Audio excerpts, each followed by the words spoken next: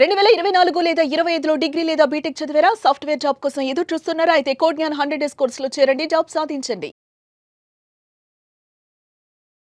నమస్తే, welcome to Suman TV. నేను మీ anchor సిరి. Right no మనతో పాటు ఉన్నారు హైకోర్టు అడ్వకేట్ అలగరి రవీంద్రనాథ్ గారు.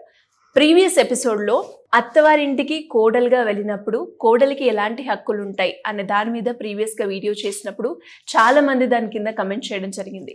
మరి అదే విధంగా అల్లుడుగా అత్తవారింటికి వెళ్ళినప్పుడు అల్లుడికి ఎలాంటి రైట్స్ ఉంటాయి అని వీటికి సంబంధించి ఈరోజు క్లియర్గా ఇన్ఫర్మేషన్ ఇవ్వడానికి మనతో పాటు హైకోర్టు అడ్వకేట్ అలగరి రవీంద్రనాథ్ గారు ఉన్నారు.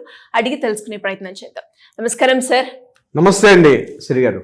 సార్, ఒకప్పుడు కోడలుగా అత్తవారింటికి వెళ్ళాలి అంటే ఏదో తెలియని టెన్షన్, ఏదో తెలియని భయాందోళన, అక్కడ మనం ఎలా ఉండాలి, ఎలా మాట్లాడాలి అనేది ఉండే.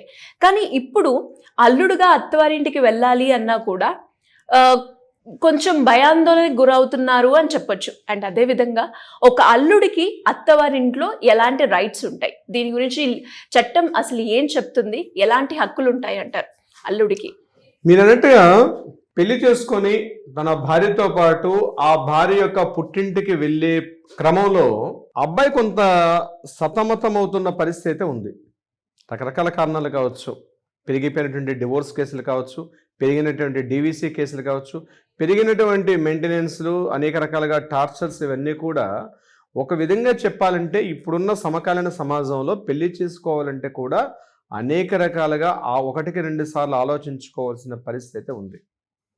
అమ్మాయి పెళ్లి చేసుకొని తన అత్తవారింటికి వెళ్తే ఆ అత్తవారింట్లో అమ్మాయికి కొంత లీగల్ రైట్స్ అయితే ఉంటాయి. మరి అదే విధంగా అబ్బాయికి పెళ్లి చేసుకొని తన అత్తవారింటికి వెళ్తే అబ్బాయికి కూడా ఏమైనా లీగల్ రైట్స్ ఉంటాయా అని చాలా మంది కింద మన కామెంట్ లో కూడా క్వశ్చన్ చేయడం జరిగింది. ఇంతకుముందు ఇల్లరికం అనేటువంటి ఒక ఆచారం ఉండేది, ఒక సంప్రదాయం ఉండేది. కొన్ని దశాబ్దాల క్రితం ఇల్లరికం అని ఉండేది. అంటే ఆ అబ్బాయి తను పూర్తిగా యాక్టివిటీని వదిలేసి ఆ అమ్మాయి ఉన్నటువంటి ఇంటికి పూర్తిగా ఇంటికి వెళ్ళిపోయి ఆ ఇంట్లోనే ఉంటూ ఆ మామగారికి, ఆ అత్తగారికి సేవ చేసుకుంటూ తన భార్యతో పాటు ఇక తన పేరెంట్స్ని కూడా పక్కన పెట్టేసి పూర్తిగా తన అత్తవారింటికి కమిట్ అయిపోతే దాన్ని ఇల్లరికం అంటారు. బహుశా ఈ జనరేషన్కి ఈ పదం పెద్దగా పరిచయం ఉండకపోవచ్చు, మీ పేరెంట్స్కి అయితే మాత్రం తప్పనిసరిగా తెలిసే అవకాశం ఉంటుంది. ఇల్లరికం అల్లుడు అంటారు. అంటే ఇంటికి పూర్తిగా ఆ భార్యతో పాటు ఇంటికి పూర్తిగా వెళ్ళిపోతాడు అనమాట. ఇల్లరికం అల్లుడు అంటారు. అయితే లీగల్గా మనం మాట్లాడుకుంటే ఇల్లరికం అన్న పదం ఎక్కడ కూడా లీగల్లో మెన్షన్ చేయలేదు. ఇది కేవలం మన జనబాహుల్యంలో సొసైటీలో మాట్లాడుకోవడం తప్పించి ఇల్లరికం అన్న కాన్సెప్ట్ ఎక్కడా లేదు. హిందూ వివాహ చట్టాల్లో కానీ, హిందూ వారసత్వ హక్కు చట్టాల్లో 56 చట్టం ప్రకారం కానీ, హిందూ వివాహ చట్టం 1955లో కానీ ఎక్కడ కూడా ఈ ఇల్లరికం అనే కాన్సెప్ట్ ఎక్కడ లేదు. మరి అల్లుడు అత్తవారింటికి వెళ్తే అత్తవారింట్లో ఈయనకంటూ ప్రత్యేకమైన లీగల్ రైట్స్ ఏమైనా ఉంటాయా? ఎటువంటి లీగల్ రైట్స్ ఉండవు. అమ్మాయికి ఉండేటట్టుగా అత్తవారింటికి వెళ్తే అమ్మాయికి కొన్ని లీగల్ రైట్స్ ఎలా అయితే ఉంటాయో అల్లుడికి ఉంటాయంటే అల్లుడికి చట్ట ప్రకారంగా ఎటువంటి లీగల్ రైట్స్ ఉండవు. ఇది గుర్తుపెట్టుకోవాలి ప్రతి ఒక్కరు కూడా. అది ఇది ఎట్లా సార్, అది ఎలా చెప్తారు సార్ అని మళ్ళీ మీరు క్వశ్చన్ చేస్తారేమో. అవును, మీరు అన్నది కరెక్టే, ఎటువంటి లీగల్ రైట్స్ కూడా ఉండవు. మరి అంటే ఉదాహరణకి ప్రాపర్టీ తీసుకోండి. తన మామగారి యొక్క ప్రాపర్టీని తను ఆ ఇంట్లో 5 ఏళ్ళున్నా, 10 ఏళ్ళున్నా, 20 ఏళ్ళున్నా వారసత్వంగా సంక్రమించే అవకాశం మాత్రం లేదు. తన భార్య ద్వారా పరోక్షంగా దాన్ని మాత్రం సంక్రమించే అవకాశం ఉంటుంది. అంటే తన భార్య యొక్క తల్లిదండ్రుల యొక్క వాటాలు పంపిణీ చేసినప్పుడు కానీ, భాగపంపకాలు చేసుకునేటప్పుడు కానీ భార్యకి ఏదైతే వాటా చెందుతుందో ఆ వాటా మీద ఆ వాటాని అంటే భార్య ద్వారా పరోక్షంగా ఇతనికి వచ్చే అవకాశం ఉంటుంది. అది ఇల్లైనా, పొలమైనా, ఇతరత్ర ఏదైనా సరే. ఇప్పుడు అతను మరి ఎలా హక్కు ఉంటుందండి? ఆ మామగారు అల్లుడి యొక్క మంచితనాన్ని గుర్తుపెట్టుకుని వీలునామా అట్లాంటివి రాస్తే హక్కు వస్తుంది తప్పించి ప్రత్యక్షంగా ఇంటిలో అల్లుడికి ఎటువంటి హక్కులు కూడా ఉండవు. ఇది గుర్తుపెట్టుకోవాలి. హక్కులు కావాలని చెప్పి మగ మహారాజులు ఎవరైనా యుద్ధాలు చేస్తారేమో. బహుశా మనకు అటువంటి ఎక్కడ కూడా అవకాశం అత్తవారింట్లో ఇలా ఉండాలి. అల్లుడికి చూస్తారు మన ఇళ్లలో, అల్లుడు వస్తుంటే భయపడిపోతాం, మర్యాదలు చేయాలి, సంప్రదాయాలు చేయాలి. ఇటువంటివన్నీ కూడా మీ వ్యక్తిగత ఇష్టాలు తప్పించి చట్ట ప్రకారంగా ఇలా చేయాలని చెప్పి, ఇలా చేయకపోతే ఈ శిక్షలు ఉంటాయని తప్పించి, లేకపోతే తప్పనిసరిగా అల్లుడు వస్తే అల్లుడికి రకాలంటే అందుకే కస్టమ్స్ అంటాం. ఆచారాలు సంప్రదాయాలు వేరు, చట్టాలు వేరు. ఆచార సంప్రదాయాలు మనం ఏర్పరచుకున్నటువంటి కూడా మనం ఏర్పరచుకున్న సంప్రదాయాలు, దీనికి చట్టం చాలా తేడా ఉంది. ఒకవేళ అల్లుడు నాకు ఇటువంటి మర్యాదలు జరగలేదని, లేకపోతే నాకు ఆస్తిలో వాటాలు ఇవ్వట్లేదని, లేకపోతే నాకు మెయింటెనెన్స్ ఇవ్వట్లేదని, ఇలా ఏదైనా అత్తవారింటి మీద కేసు పెట్టే హక్కు లేదు, మామగారి మీద కేసు పెట్టే హక్కు లేదు. ఇట్లా ఎక్కడ కూడా అల్లుడి గారికి ఎటువంటి రైట్ కూడా ఉండే అవకాశం అయితే ఇది గుర్తుపెట్టుకోవాలి ప్రతి ఒక్కరు కూడా. నెంబర్ 2, ఉదాహరణకి ఎగ్జాంపుల్ చెప్పే ప్రయత్నం చేస్తారు. ఉదాహరణకి ఆ పెద్దానికి ఇంట్లో ఉన్నటువంటి మామగారికి ఒక 5 ఎకరాల పొలం ఉంది. వారసత్వం రీత్యా ఈ అమ్మాయికి 1 ఎకరం పొలం వచ్చింది అనుకోండి.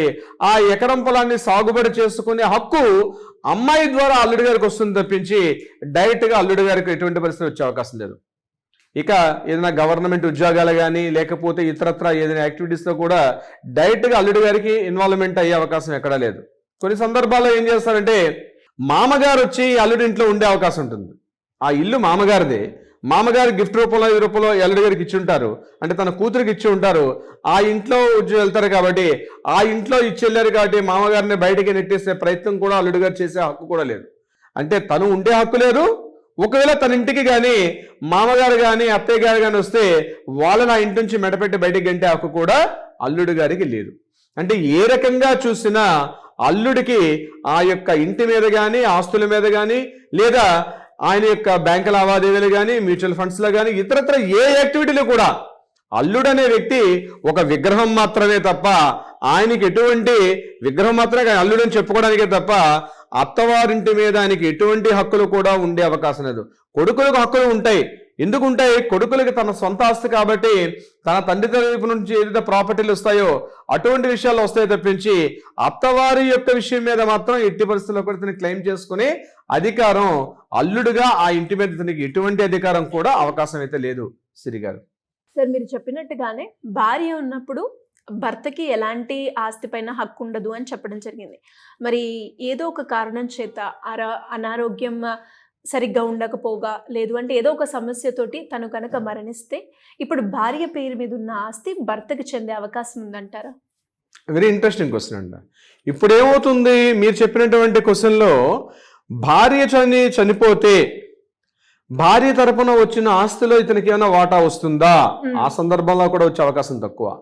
పిల్లలకు వచ్చే అవకాశం ఉంటుంది. ఆమె యొక్క తల్లి చనిపోయింది కాబట్టి పిల్లలు ఎవరుంటే పిల్లలకు వచ్చే అవకాశం ఉంటుంది తప్పించి డైరెక్ట్గా ఆ యొక్క భార్య యొక్క ప్రాపర్టీ మీద ఇతనికి డైరెక్ట్ యాక్టివిటీస్ అన్నవి, డైరెక్ట్ రైట్స్ అన్నవి మాత్రం ఎట్టి ఆస్తిలో కూడా వచ్చే అవకాశం ఉంది. బతుకున్నా చనిపోయినా అటువంటి సందర్భాల్లో కూడా లీగల్గా చట్ట ప్రకారంగా డైరెక్ట్ లీగల్ రైట్స్ అన్నవి వచ్చే అవకాశం చాలా తక్కువ సందర్భాల్లో ఉంటుంది. శ్రీ గారు, సార్ ఇంకా ఎవరికైనా కూడా ప్రాపర్టీ రిలేటెడ్గా కావచ్చు, ఫ్యామిలీ రిలేటెడ్గా కావచ్చు, ఎలాంటి ఇష్యూస్ ఉన్నా కూడా మిమ్మల్ని అప్రోచ్ అయ్యి మిమ్మల్ని కాంటాక్ట్ అవ్వాలి అంటే ఏ విధంగా ఉంటుందండి? దీనికి సంబంధించి ఎవరికైనా లీగల్ డౌట్స్ కానీ, సలహా సంప్రదింపులు కావాలంటే కింద స్క్రోల్తో మిమ్మల్ని కాంటాక్ట్ చేయండి. మన లీగల్ టీం తప్పనిసరిగా అప్రోచ్ అవుతారు, కావాల్సిన సలహా సంప్రదింపులు ఇచ్చే ప్రయత్నం చేస్తారు. అదే కాకుండా కోర్టుల్లో ఏదైనా వివాదాలు ఉంటే వాటికి పరిష్కారం అయ్యే దిశగా కూడా ప్రయత్నం చేస్తారు. కింద స్క్రోల్తో నెంబర్ మాత్రం తక్షణమే కాల్ చేయండి. Shri garu, thank you sir, thank you so much. Thank you so much Shri గారు.